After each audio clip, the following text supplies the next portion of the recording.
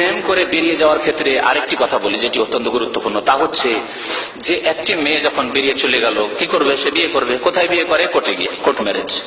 আপনারা কি শুনেছেন, জানেন যে কোর্ট ম্যারেজ এইভাবে জায়েজ নয়, হারাম? এই ফতোয়া দেবে না মযহাবপন্থী গোঁড়া মোল্লারা, ফতোয়া দেবে না। কিন্তু নবী করিম সাল্লাল্লাহু আলাইহি সাল্লামের ফতোয়া হয়েছে, আমার ফতোয়া না, কোন আলেমের ফতোয়া না। নবী সাল্লাল্লাহু আলাইহি সাল্লাম বলেছেন, লা নিকাহা ইল্লা বিওয়ালিয়িন, বিনা অভিভাবকে কোন মহিলার বিয়ে জায়েজ নয়, বিয়ে হয় না। লা নিকাহা, বিয়ে হয় না। এই যে মেয়ে যে উঠে চলে গেল একজন যুবকের সাথে, আর গিয়ে বিবাহ শাদী করলো, সেখানে গিয়ে উকিল ধরলো, আর ওকে আরো। আমি যখন এই হাদিস শুনিয়েছি এমনি বিশেষ বৈঠকে, তখন অনেকে বলে যে ওখানে গিয়ে তো করে নাই, ওলি তৈরি করে নাই, গার্জেন তৈরি করে। গার্জেন তৈরি করে গার্জেন হয় নাকি? না, আল্লাহ গার্জেন তৈরি করেছেন। শুনে রাখুন গার্জেনের ব্যাপারে, বাবা গার্জেন, আসল গার্জেন। বাবা বেঁচে আছেন, আর তিনি যদি অন্য কাউকে অনুমতি না দেন, তার দাদারও বিয়ে দেওয়া জায়েজ নাই, তার বড় ভাইয়ের বিয়ে দেওয়া জায়েজ নাই, তার চাচার বিয়ে দেওয়া জায়েজ নাই, কারো বিয়ে দেওয়া জায়েজ নাই।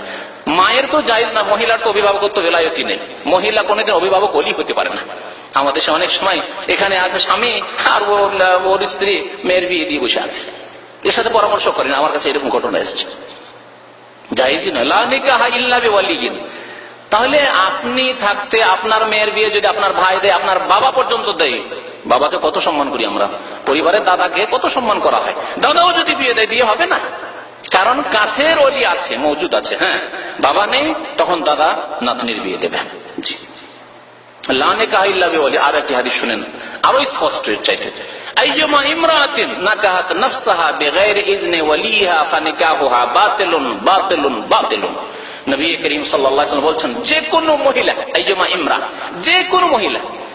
তাহলে আমাদের দেশের মযহাবপন্থীদের এই কথা যে যুবতী হলে অসুবিধা নেই, আর যদি যুবতী না হয়, নাবালিকা হয়, তাহলে এটা চলবে না। নবী সাল্লাল্লাহু আলাইহি ওয়াসাল্লাম এই কথা বলছেন, আইয়ুমা ইমরা, যে কোনো মহিলা, যুবতী হোক আর যুবতী নাই হোক, ছোট হোক আর বড় হোক, আর বুড়ি হোক আর 40 বছর বয়সের হোক আর 60 বছর বয়সের হোক, বিবাহিতা হোক, আগের তালাক প্রাপ্তা হোক, স্বামী মারা বিধবা হোক, যাই হোক না কেন, আইয়ুমা ইমরা, যে কোনো মহিলা, নাকাহাত নাফসাহা, যদি নিজে নিজেই বিয়ে করে ফেলে কোনো যুবককে, কোনো পুরুষকে, বিগাইরি ইজনে ওয়ালিহা, তার ওয়ালির এজেন্ট অনুমতি না নিয়ে, ওলিকে জানতেই দিল না, সে উদা হয়ে গিয়ে কোর্টে বিয়ে করে নিল, ফানিকাহুহা, তার বিয়ে হচ্ছে। নবী করিম সাল্লাল্লাহু আলাইহি ওয়াসাল্লাম 3 বার বলেছেন, কি বলেছেন? বাতিলুন বাতিলুন বাতিলুন, এই নিকাহ বাতিল বাতিল বাতিল। কোথায় আছেন? তাহলে কোর্ট ম্যারেজ জায়েজ। কোর্টে তাহলে করাই কেন? এই জন্য করাই যে কোর্টে হাদিস বিরোধী ফতোয়া আছে, মযহাবী ফতোয়া, যে সাবালিকা যদি হয় 22 বছর উপরে হয়, তাহলে অসুবিধা নেই। মন গড়া ফতোয়া যা আছে, সেই জন্য জায়েজ নয়, এরকম। তাহলে কত আমাদেরকে সতর্ক হইতে হবে। 10 নম্বরের উপায় হচ্ছে সমাজকে অশ্লীল কাজ থেকে, অশ্লীল কথা থেকে, অশ্লীলতা থেকে বাঁচাবার। তা হচ্ছে আপনার ছেলে মেয়ে, পরিবারে যারা সদস্য রয়েছে, তাদের সম্পর্কে সজাগ থাকা, খেয়াল রাখা, যে কে কোন অবস্থায় রয়েছে। আমার যুবক ছেলেরা কি অবস্থায় রয়েছে, কোথায় কত সময় কাটায়, কখন বেরোয়, কখন আসে বাড়িতে, আর কখন ঘুমায়, আর কোন কোন তার বন্ধু বান্ধব কে রয়েছে।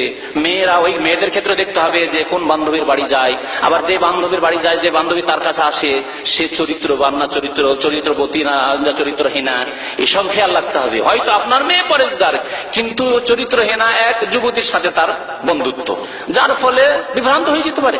2-4 দিনে সে কন্ট্যাক্ট করিয়ে দেবে। এইরকম বহু যুবতীর কন্ট্যাক্ট করিয়ে দেয় যুবতীরা, অন্য যুবতীরা যুবকদের সাথে, হয় না এসব ঘটনা? তাহলে আপনাকে এগুলি খেয়াল রাখতে হবে। আর একটি জিনিস সম্পর্কে সজাগ দৃষ্টি রাখতে হবে, তা হচ্ছে আপনার বাড়ি